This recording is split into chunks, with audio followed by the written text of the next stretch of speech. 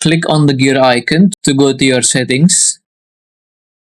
Scroll down until you see product settings. Then tap on the billing option just below it. First, we are going to make the automatically reminder for let invoice for the subscription payment type. So click on subscription and emails. Then scroll down until you see manage invoices sent to customer and switch the toggle on send reminders if a recurring invoice hasn't been paid. I'm gonna select before the due date and after the due date. Feel free to add more reminder by clicking on the add reminder right here. And after you are done, tap on the save button to save your progress.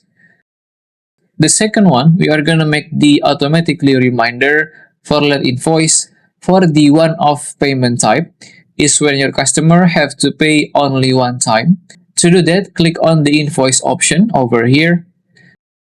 You want to scroll down again until you see reminders section, then switch the toggle on the invoice reminder and start to add your reminder time.